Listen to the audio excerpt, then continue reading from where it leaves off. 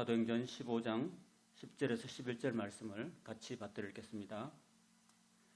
그런데 지금 너희가 어찌하여 하나님을 시험하여 우리 조상과 우리도 능히 매지 못하던 멍에를 제자들의 목에 두렸느냐. 그러나 우리는 그들이 우리와 동일하게 주 예수의 은혜로 구원받는 줄 믿노라 하니라. 아멘. 주 예수의 은혜로 구원받는다라는 믿음의 고백을 하고 있습니다. 그래서 오늘 제목 은혜 아니면 이란 제목으로 말씀 나누겠습니다. 찬양도 은혜 아니면이죠. 자, 아까 우리 지도를 살펴봤는데 여러분 아무 궁금증이 없었습니까? 왜 여기 도배에서 여기 쭉 왔던 길로 쭉 왔잖아요. 이고니온으로 비시디 안디옥으로 그 다음에 버가에 와서 하나님 말씀을 전하고 다시 원래대로면은 배를 타고 이 구브로 섬에 와야 정상이겠죠. 왔던 길로 다시 가는 거니까요. 근데 바나바와 바울은 그런 길을 택하지 않고 아달리아로 와가지고 여기서 배를 타고 이 구브로 섬을 들르지 않고 바로 안디옥으로 돌아갔습니다. 의문점. 왜 여기를 안 두르고 돌아갔을까? 그 이유입니다.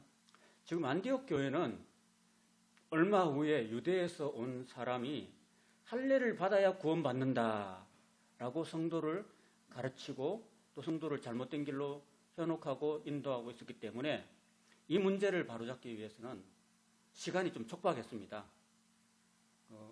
그래서 하나님께서는 이 바울과 바나바를 이쪽으로 구브로 섬으로 돌려서 보내면은 시간이 굉장히 좀 딜레이 된다는 것을 아셨어요. 그렇기 때문에 급박한 상황상 여기를 두르지 않고 이쪽으로 바로 안디옥 교회로 보내셨다는 것이 성경에는 뭐 그렇게 설명은 안 나와 있습니다. 그러나 성경학자들이나 또 저 개인의 입장에서는 그런 의미가 있다고, 그런 뜻이 있다고 생각이 됩니다. 사도행전 15장 1절에 2절에 보시면 어떤 사람들이라는 말은 예루살렘에서 아까 마가 요한이 돌아갔잖아요. 할례 문제 때문에, 구원 때문에 돌아가가지고 분명히 거기서 얘기를 했다고 봐요. 그 바울이라는 사람이 그 복음을 전하는데 다 괜찮은데 할례를 안 받아도 그 구원 받는다고 그냥 좀 이상하더라고 이렇게 얘기했던 것 같아요. 그래서 모세의 법대로 할례를 받지 않으면은 좀 이상하다. 할례를 받아야 되지 않겠냐 하는 그런 논의가 있었던 거예요. 그래서 그 사람들이 일부가 안디옥 교회로 내려가가지고 이런 말을 한 거예요. 너희가 모세의 법대로 할례를 받지 않으면 능히 구원을 얻지 못한다. 이런 그 얘기가 이제 돌게 된 거예요. 그래서 그 문제 때문에 바울 및 바나바와 그들 사이에, 그 할례파 사이에 적지 아니하는 다툼과 변론이 생겨났다는 겁니다. 교회 안에서. 지금 초대교회고, 지금 초대교회이기 때문에 어떤 뭐 기독교 구원관이 확실하게 서 있는 상황이 아니었거든요. 지금 2000년이 지났기 때문에 교회론이 완전히 정립되고 했기 때문에 괜찮지만 그때 당시에는 이런 변론이 생길 수밖에 없었던 거예요. 그래서 형제들이 이 문제에 대해서 바울과 바나바 및 그 중에 몇 사람은 누군지 몰라요. 그러나 아마 그 안디옥 교회 교사들과 선지자가 있었다고 그러는데 그 세 명이 아닐까 그런 생각도 해봅니다. 그 중에 몇 사람을 예루살렘에 보냈어요. 그 예루살렘에 사도들이 있었기 때문에 거기 또 장로들에게 보내가지고 그분들이 원래 복음의 시초이기 때문에 거기에 이제 복음의 출발지이기 때문에 거기 가서 좀 논의를 해야 되겠다 하고 보낸 거예요. 그렇게 된 겁니다. 그래서 그들이 교회 전성을 받고 베니게와 사마리아로 다니며 이방인들이 주께 돌아온 일을 말하며 형제들을 다 기쁘게 했다는 것입니다. 자, 지도를 보면은 여기 이제 안디옥에서 두 사람이 또 몇 사람과 더불어서 이제 예루살렘으로 가는 길입니다. 이게 해변길이에요. 이 붉은 선이 해변길로 쭉 이렇게 내려갑니다. 내려가는데 이 페니키아라는 거예요. 페니키아. 지금 우리가 세계사에 보면 페니키아라는 지도가 있습니다. 페니키아를 우리 할아버지들이 번역할 때 한글로 번역할 때 베니게라고 번역했습니다. 베니게를 지나서 이 사마리아를 거쳐가지고 그 이방인들에게 복음이 전해졌잖아요. 그 전해졌던 이 이방 지역을 통과해가지고 예루살렘으로 이제 오게 됐는데, 예루살렘 오니까 사도들과 장로들이 이제 영접을 하는 거예요. 하나님이 자기들과 함께 행하신 모든 일을, 사마리아에도 복음이 전해지고, 그리고 저 터키 지방에 이런데 또 지중해 한가운데 있는 그 구브로 섬에 그 총독도 예수를 믿었다라는 얘기들을 이렇게 쭉 이렇게 보고를 하고 이야기를 합니다. 그런 가운데 이 바리새파라는 것은요, 율법을 하나부터 끝까지 완전하게 지키는 사람들이에요. 철저하게 율법을 지키는 겁니다. 그러니까 예를 들자면 레위기 11장에서 먹지 말라 한 거는 안 먹는 사람들이에요. 우리는 보통 이렇게 보면 우리 음식 먹을 때 베지테리언이라고 있잖아요. 고기 안 먹는 사람들, 완전하게 고기를 안 먹는 사람 있잖아요. 그런 사람들을 지칭하듯이 이 바리새파는 율법을 가장 철저하게 지키는 사람들이었어요.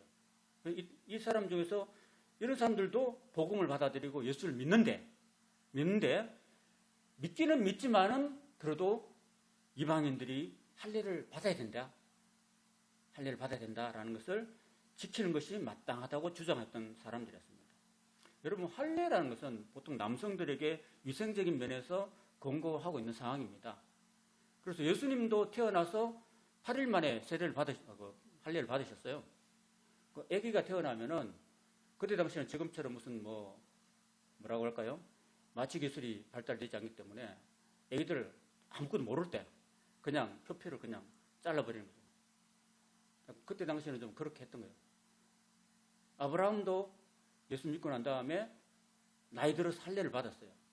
그리고 이삭도 난지 8일 만에 할례를 받고, 이렇게 할례를 쭉 이렇게 유대인들은 해왔던 풍속이 있습니다. 그래서 할례 받는 사람이 곧 유대인이었습니다. 그때 당시에는.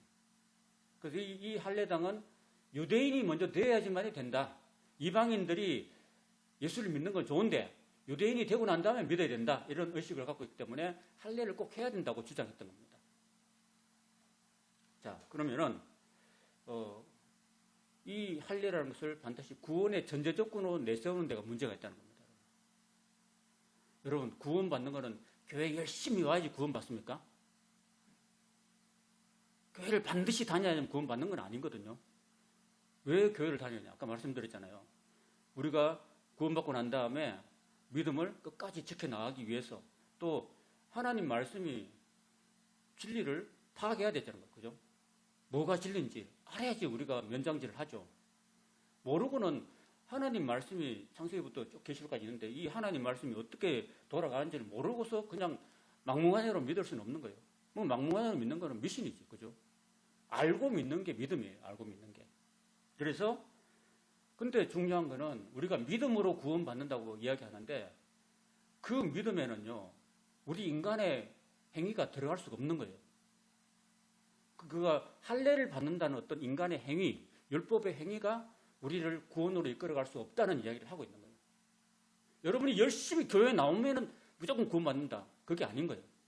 구원받은 사람이 구원받은 사람답게 살아가기 위해서 교회를 나오고 말씀을 듣고 말씀대로 사는 거지. 그 교회를 나옴으로써 구원받는 건 아니에요. 그걸 분명히 아셔야 돼요. 이 말씀이 오해를 없기를 바랍니다. 그래서 예수님의 십자가의 은혜를 통해서, 아까 우리가 은혜 아니면은 그 찬송, 어려운 찬송 불렀죠. 은혜 아니면은 우리가 하나님께 갈 수가 없는 거예요. 그리고 우리가 예수님이 이미 십자가에서 죽으시고 우리 죄를 다 씻어 주신 것을 우리는 어떻게 해야 하냐면은 우리도 십자가에 매달려 죽어야 되느냐? 그건 아니에요. 그 예수님의 그 십자가의 그 구원의 은혜를 내가 믿음으로 받아들이면 되는 거예요. 믿음으로 오케이하고 아멘하고 받아들이면은 그 받아들이는 그 믿음을 가지고 우리가 구원을 받는다는 얘기입니다. 근데 할례를 해야만 구원을 받는다고 주장하면은 인간의 행위가, 율법적인 행위가 구원의 전제 조건으로 들어가면 이거는 예수님의 십자가의 은혜가 되지 않는 거예요. 그래서 인간의 어떤 행위도 하나님께 내가 충성을 다한다고 해서 그게 구원의 조건 아니에요. 내가 구원받았기 때문에 감사하고 하나님 은혜에 감사하고 하나님 은혜에 보답하는 차원에서 열심히 하나님을 위해서 충성하는 것은 가능하지만은 내가 열심히 충성했기 때문에 구원받는 건 아니에요. 그걸 분명히 아셔야 된다는 겁니다. 종교개혁자 마틴 루터가 있는데 마틴 루터는 이 사실을 잘 몰랐습니다. 처음에는. 중세 천주 교회의 수도사였습니다. 마틴 루터가 종교개혁을 일으키기 전에는. 근데 그 중세 기독교 천주교가 어떤 식으로 구원을 받느냐면은 인간의 그 수도를 통해서 인간이 도를 닦고 어떤 금욕적인 수행을 통해서 구원받는다 이런 이야기를 했던 거예요. 그래서 마틴 루터는 금식하고 또 잠도 제대로 자지 않고 늘 고행을 했습니다. 만약 절간에서 성녀들이 계속 고행하는 것처럼 도를 닦는 그런 차원에서 했다는 거죠. 아무리 그렇게 해도 자기 마음속에 있는 죄성이 사라지지 않고 그리고 마음이 평안이 오지 않는 거예요. 그런데 이 성경을 읽으면서 보니까 수도사니까 성경을 읽을 수 있는데 라틴어로 된 성경을 읽었는데 이 성경을 읽다 보니까 사람이 어렵게 되는 것은 율법의 행위가 아니고 믿음으로 어렵게 된다라는 것을 진리를 깨달은 거예요. 사도 바울이 깨달은 이 진리를 이 사람이 나중에 어른이 돼서 깨달은 거죠. 그래서 인간의 끊임없는 고행으로도 얻을 수 없던 그 평안을 이 진리를 깨달음으로써 사람이 죄로부터 의롭게도 깨끗하게 되고 어렵게 되는 것은 예수 그리스도의 그 십자가의 죽으심과 부활을 내가 받아들이고 내 죄가 용서받았다는 것을 믿음으로 받아들인 그 믿음을 하나님께서 의롭게 여기시고 그리고 그 의롭게 여기신 것 때문에 우리가 구원을 받는다는 그 진리를 깨닫게 되는 거예요. 그래서 마틴 루터가 그 진리를 깨닫고 난 다음에 그 고행을 버린 거예요. 고행을 안 버리고 이제 믿음으로 솔라 피데 오직 믿음으로 사람이 구원을 받는다는 거예요. 그래서 저거 여러분이 신앙생활 할 때 믿음이 그만큼 중요한 겁니다. 여러분. 믿음. 그래서 그 문제를 가지고 사도와 장로들이 이를 의논하러 모였다는 겁니다. 그래서 많은 변론이 있었고요. 베드로가 이제 얘기를 먼저 합니다. 하나님이 이방인들로 내 입에서 복음의 말씀을 들어서 믿게 하시려고 다른 건 없어요. 복음의 말씀을 듣고 그걸 믿는 거예요. 그 복음이 뭐냐? 예수님께서 우리를 위해 대신해서 이 땅에 오셔서 우리의 죄값을 대신해서 십자가에 죽으셨다. 우리의 죄값을 치러주셨다라는 것을 믿는 거예요. 믿는 거. 그걸 믿게 하시려고 오래전부터 너희 가운데서 베드로 자신을 택했다는 거예요. 그리고 또 마음을 아시는 하나님 우리에게와 같이 그들에게도 이방인들에게도 성령을 주셔서 성령의 그 감동과 성령의 깨닫게 하심으로 정언하시고 이방인들로 내 입에서 복음의 말씀을 들어서 믿게 하시려고 나를 오래전부터 택했다는 겁니다. 그리고 중요한 것은 믿음으로 그들의 마음을 깨끗이 했다는 거예요. 믿음으로. 내가 어떤 고행이라든지 금욕이라든지 금식이라든지 이런 것들을 가지고 우리의 죄가 깨끗이 되는 게 아니라는 거예요. 절대로 우리 행위로 깨끗한 게 아니라 우리가 예수님의 은혜를 믿음으로 우리가 마음이 깨끗하게 된다. 그거는 이방인들이나 유대인이나 차별이 없다는 이야기를 하고 있는 거예요. 그래서 로마서에 보내는 사도 바울의 편지 로마서 4장 3절 같이 한번 읽어보겠습니다. 시작. 성경이 무엇을 말하느냐? 아브라함이 하나님을 믿음에 그것이 그에게 의로 여겨진 바 되었느니라. 이렇게. 그러니까 하나님 믿었어요. 아브라함이 그냥 하나님을 믿었다니까요. 뭘 믿었냐면은 아브라함이 지금 75세인데 75세면은 아기를 가질 수 없잖아요. 그죠? 남자가 75세면은 여자도 사라가 그 부인이 살아 있는데 65세 10살 차이 났는데 그에게 네가 자식이 있을 것이라고 하나님 약속해 주셨거든요. 그 약속해 주셨는데 25년이 지나서도 그 약속이 안 이루어지고 있었어요. 그 아브라함이 100세쯤 되어서 이제 하나님께서 이제 자식을 주시는데 그 25년 동안 아브라함이 하나님이 나한테 자식을 주실 것이라는 것을 약속했으니까 믿었어요. 그 자기 몸이 그냥 완전히 꼬랑망태기 돼가지고 아무 능력도 없고 부인도 90세가 돼가지고 아무런 무슨 아기를 잉태할 만한 능력도 없는 그 상황에서도 불구하고 인간적인 불가능한 상황 속에서도 불구하고 이 아브라함은 하나님 약속이기 때문에 하나님이 내 다 죽은 이 몸들을 통해서라도 하나님은 약속을 이루어 주실 것이다. 자식을 주실 것이라는 것을 믿었다니까요. 그 믿음을 하나님이 어렵게 여기시고 그 믿음을 통해서 백세의 아들 이삭을 주셨다니까요. 그러니까 뭐예요? 하나님의 약속의 말씀을 일단은 듣고 그 믿어야 돼요. 말씀을 듣고 믿는 믿음. 그 믿음 위에 하나님께서 백세가 된 아브라함에게 기적을 베풀어 주셨다니까요. 그 믿음의 원리가 그런 것입니다. 믿음의 원리. 그 예수님께서 3년 반 동안 다니면서 항상 하신 말씀이요. 내 믿음대로 될지어다. 그렇습니다. 그 여인이 그 12년 동안 혈루증 앓는 여인이 어떻게 고침받았어요? 그 여자가 예수님의 옷자락만 만져도 내 병이 낫겠다는 믿음이 있었던 거예요. 그래서 그 여인이 혈루증을 앓고 있으면은 이 사람이 부정영임을 당해서 사람 가까이 가면 안 돼요. 가면은 사람한테 돌에 맞아 죽는다니까요. 그 목숨 걸고 갔다니까 여자는 자기가 낫기 위해서 가진 재산 다 병치료한다고 다 의원들에게 다 돈 달리고 한다 빈털터리로 그는 목숨 걸고 예수님께 나가가지고 내 예수님 옷자락만 만져도 내가 낫겠다는 믿음이 생겨가지고 갔어요. 목숨 걸고 갔다니까요. 가가지고 예수님 옷자락 만졌다니까요. 만지니까 예수님 능력이 나간 거예요. 예수님 능력이 나와가지고 그 치료의 능력이 나와가지고 여인이 고침받았다니까요. 결국은 믿음이라는 게 중요한 믿음이라는 게. 그 믿음을 하나님께서 어렵게 여기신다는 거예요. 저와 여러분 예수님을 믿습니까? 예수님 믿는 그 믿음이 구원에 이르게 한다는 것을 기억하시기 바랍니다. 근데 이 헬라인 그 할례파들은 뭐 할례를 받아야 된다. 할례가 여러분 쉬워요, 어려워요?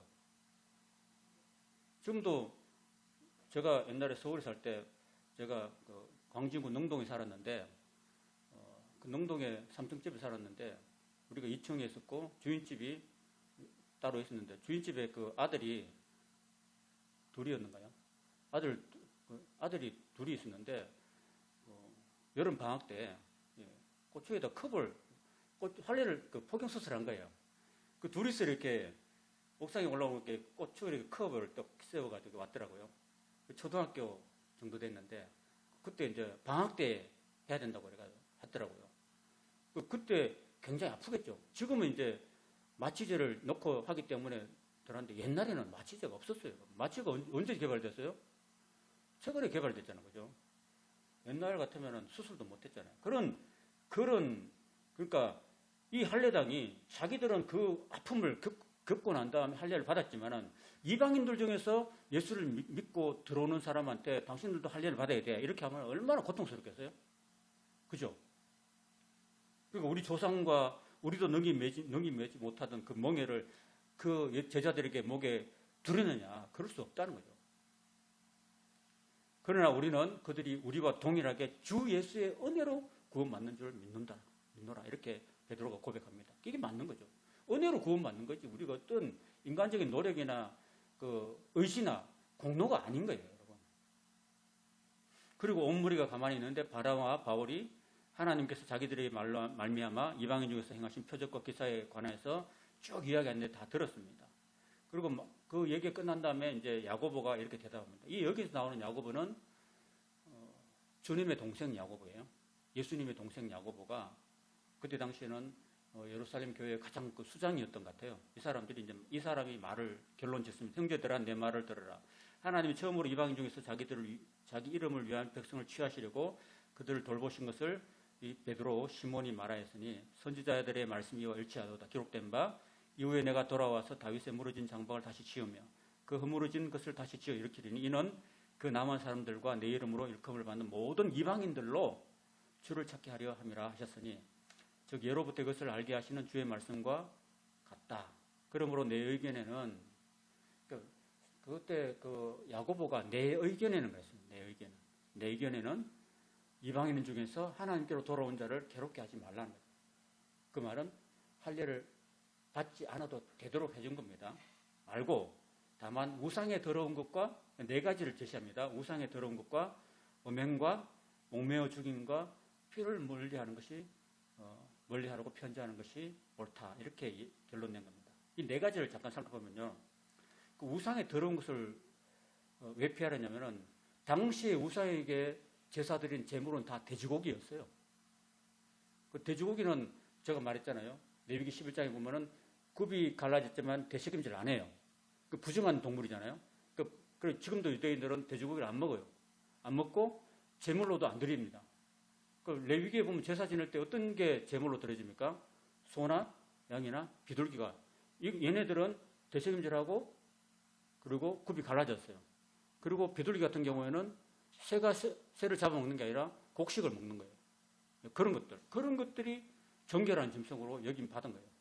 그래서 이런 것들 말고 이방인들이 제사 지내고 그 제사 지낼 때 이방인들도 이렇게 짐승을 갈기갈기 찢어가 드리거든요.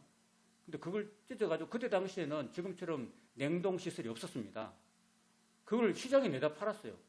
그러면 이 한여름에 고기를 내다 팔면은 이 고기가 제대로 되겠습니까, 여러분? 그 고기가 완전히 세균의 번식차 아니겠어요, 그죠? 고기가 막 이 뜨거운 날씨에 어떤 그 보관 그게 그 냉동이나 냉장이 안 되기 때문에 굉장히 빨리 이렇게 좀 세균이 번식되는 통로가 되고 그런 고기를 먹는 사람들은 그 설사라든지 이런 여러 가지 질병들이 생기기 마련이에요. 그래서 그런 것들을 멀리 하라고 이야기하고 있는 겁니다. 우상에 더러운 것들. 그 다음에 음행을 피하라고 이야기합니다. 고린도전서 15장 18절에 보면 사람이 범하는 죄마다 몸 밖에 있지만 음행의 죄는 다른 죄보다 자기 몸에게 죄를 범하는 것이라고 이야기하고 있습니다. 자기 몸에.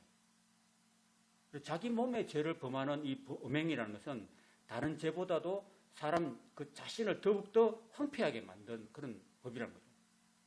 그래서 음행이 자꾸 이어지다 보면은 어느새 이 사람이 음란 중독적 환자로 전락이 되는 거죠. 지금 여러분 어떻게 생각하세요? 지금이 더 음란이 심했을까요? 그 옛날이 더 음란이 심했을까요?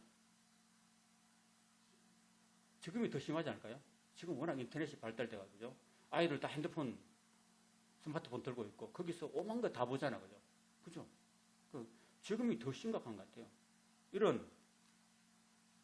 그래서 음란 중독 환자가 되고 더 나아가서 이런 것들이 성폭행과 살인까지 이어지게 됩니다. 얼마 전에 우리 인하대학교에서 대학생이 그냥 술 먹고 밤새도록 그 여친하고 있다가 결국은 그 여친을 이렇게 성폭행하다가 이렇게 죽이게 되잖아요. 그죠? 삼척에서 떨어뜨려 죽이게 되는 그런 사건까지 이어진다는 겁니다. 이런 음행의 문제가 참 오늘 시대에 심각한 문제라는 것을 우리 기억합니다. 제가 알고 있는 그 서울에 큰 교회가 있어요. 큰 교회에 거기는 워낙 크다 보니까 기러기 아빠들이 많대요. 여러분 기러기 아빠들 아세요? 엄마는 애들하고 저 미국 가 있고 아빠는 한국에서 열심히 돈 벌어가지고 유학비를 계속 대주는 그러니까 언제 만나냐면 기러기처럼 1년에 한 번 가을에 한번 그 엄마 자녀들이 한번 들어오든지 아빠가 글로 가든지 이렇게 해서 1년에 한두 번 만나는 게 다예요. 그러니까 이 기러기 아빠 모임이 교회 안에 있었단 말이에요. 근데 이 아빠들이 모여가지고 얘기하면은 다 토로하는 게 뭐냐면은 너무 힘들다는 거예요. 자기 아내와 자식들이, 처자식들이 다 외국에 있고 자기는 이제 혼자 살다 보니까 너무 힘든 거죠. 힘들다 보니까 또 바람도 피우게 되고 그 바람을 당신 피웠냐가 나도 피웠어. 너도 피웠냐? 나도 피웠어. 알고 보니까 서로 다 피운 거야. 바람을 다 피운 거야. 그러니까 그 기러기 모임들이 그냥 바람 피우는 사람들이 모임이 되는 거예요. 그 정도로 이렇게 남성들에게 있어서 이런 성적인 부분은 굉장히 약한 거예요. 이런 부분. 그래서 이런 문제들이 성경에 다 드러나 있어요. 성경에. 그래서 제가 언젠가 이렇게 하물 때 여러분 제발 기러기 하지 말라고 이야기했던 것도 있습니다. 그런 것들 하면 안 되죠. 그죠? 그러니까 이런 것들은 참 이런 것 인간의 연약함 때문에 사탄이 인간을 굉장히 공격을 많이 합니다. 넘어뜨리집니다. 제가 아는 어떤 유명한 목사님도 너무 그 젊은 여성들하고 가까이 하다 보니까 거기 빠지게 돼요. 그래가지고 그 큰 교회에서 쫓겨나가고 그런 안타까운 일도 막 발생하고 그럽니다. 이런 것들 음행을 우리가 피해야 되는 거죠. 그다음 목매어 죽인 것을 피하라고 합니다. 여러분 이거 짐승들 중에서 우리가 먹는 데 있어서 그 목을 매달아 죽여서 죽인 것을 먹지 말라고 이야기한 거예요. 왜냐하면 짐승들이 죽일 때 소를 죽일 때 여러분 이렇게 어떻게 죽입니까? 소를 그 잔인하게 죽이죠, 그죠? 그 잔인하게 죽이는데 그 어떻게 보면 뭐 짐승들을 죽일 때 목을 매달아서 죽인 것은 왜 먹지 말라고 했냐면은 목을 매달아 죽일 때 그 죽는 시간이 굉장히 길대요, 여러분. 그 짐승한테는 굉장한 스트레스가 있다고 합니다. 그 동물학자들에 의하면은. 그래서 그 목 매달아 죽어가는 그 순간 동안에 짐승이 자기가 지금까지 경험하지 못했던 그 극도의 그 두려움과 공포와 그 분노가 이렇게 몸에서 생긴다는 거예요. 그래서 그 극한 감정의 상태에서 체내에, 그 죽어가는 짐승의 체내에서 급격한 생화학적 변화를 일으켜가지고 막대한 양의 그 호르몬을 분비시킨다고 합니다. 그래서 그 분비된 호르몬이 혈관을 타고 순식간에 온몸 전체로 퍼지는데 그것이 바로 유독 물질이 있다는 거예요. 유독 물질이. 그래서 그거를 그 목을 매서 죽인 짐승의 고기를 사람들이 잡아먹는 거. 그거는 결국은 유독 물질을 먹는 거예요. 그래서 이 목매어 죽인 것을 먹지 말라고 이야기하고 있는 것입니다. 이 성경에서 그렇게 이야기하고 있어요. 성경에서. 구약에서도 그렇게 이야기하고 지금 사도행전 신약인데도 그렇게 같이 이야기를 하고 있는 거예요. 그 다음 피를 먹지 말라고. 피를 여러분 기름과 피는 인체 내에서 혈관성 질환을 굉장히 유발시킨다는 걸 우리가 아시는 거죠. 너무 기름기 있는 음식을 먹으면은 이것이 그 젊은 사람들 같은 경우는 체온이 엄청 높잖아요, 그죠? 활동량도 많기 때문에 괜찮은데 나이가 60 넘어가고 70 넘어가면 이렇게 되면은 운동량도 줄고 체온도 떨어져요.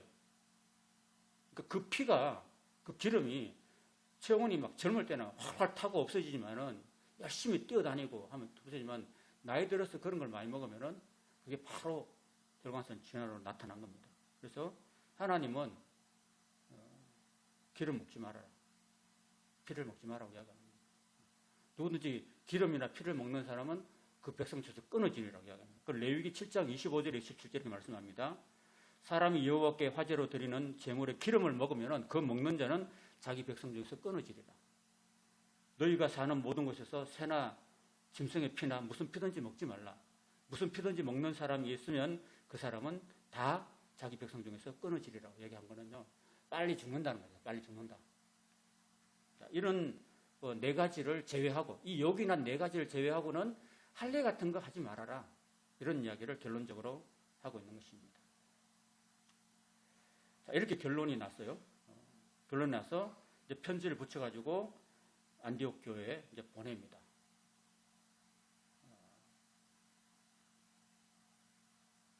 그래서 이제 유다와 실라를 바울과 바나바와 함께 보내서 그들도 이 일로 말을 전했습니다. 28절 성령과 우리는 이 요긴한 것들 외에 이 요긴한 것들이 아까 제가 말씀드린 네 가지입니다. 네 가지.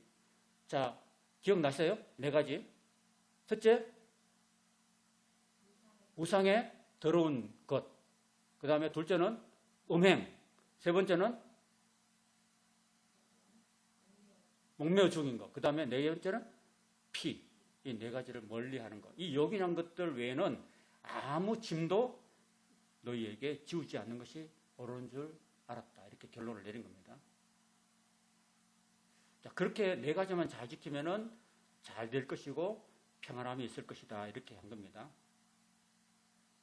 그래서 저와 여러분들도 예수 믿었으면은 인간의 어떤 노력보다도 이거 우상의 제물 같은 거, 그 다음에 피라든지 우상의 제물도 먹는 거고, 목매어 죽인 것도 먹는 거고, 피도 먹는 거죠. 그죠? 우리 먹는 걸 참 조심해야 됩니다. 그 다음에 음행을 멀리하고, 이렇게 하면은 잘 되고 평안함을 얻을 것이다. 이렇게 말씀을 주십니다. 저와 여러분들도 이렇게 될 수 있기를 바랍니다. 그래서 유다와 실라도 선지자가 이 말씀 듣고 같이 가서 그 이 사실을 전해주고 있습니다. 34절 없음. 35절 마지막 바울과 바나바는 안디옥에서 유하며 수다한 사람들과 함께 주의 말씀을 가르치며 전파했다라는 것입니다. 이렇게 해서 예루살렘 초대 총회가 이렇게 잘 마무리가 되었습니다. 여기까지입니다.